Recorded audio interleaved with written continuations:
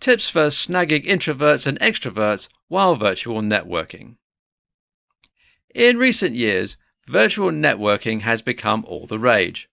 More and more events are being held online. This means that you can attend an event that is all the way across the country and even on the other side of the world without ever leaving your home or office. But it's not always easy to get everyone to be engaged. When attendees engage with the event, they are more likely to enjoy the experience, which means that you will be successful. However, online engagement is a term with many different meanings. In this presentation, we will explain some tips for snagging introverts and extroverts while virtual networking. How to engage introvert attendees. Virtual events work quite well for introverts, especially if there is a lot of communication prior to the event regarding the content. In fact, the more you work on this, the more interest you'll get. Don't use headlines that can be interpreted in a variety of ways. Make sure to provide plenty of details so that you alleviate any anxiety. Be clear about participation and how their participation will add value. Encourage attendees to be involved prior to the event, which is something that can be done at their own pace.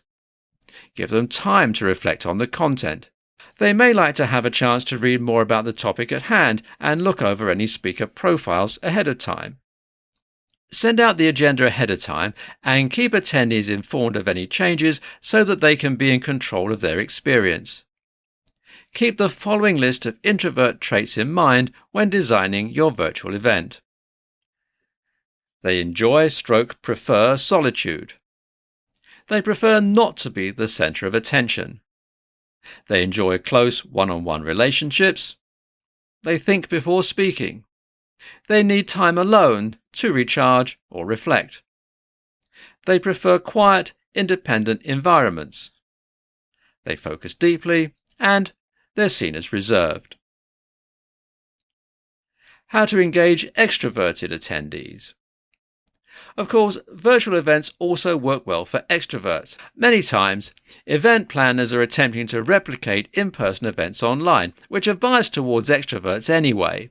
However, even with the bias of creating events for extroverts, there are some things that you need to keep in mind for virtual events. Extroverts can become frustrated because they're not as able to be involved as they are with in-person events. Extroverts enjoy mixing and mingling and vocalizing much more than introverts, so you must find ways that they can network with other attendees. You must design your virtual event in such a way that it allows extroverts the participation they seek. Keep the following list of extrovert traits in mind when designing your virtual event. They have large social networks. They prefer attention. They think out loud. They make decisions quickly. They gain energy from others. They're outgoing, enthusiastic, and they do well in team-oriented, open work settings. Conclusion.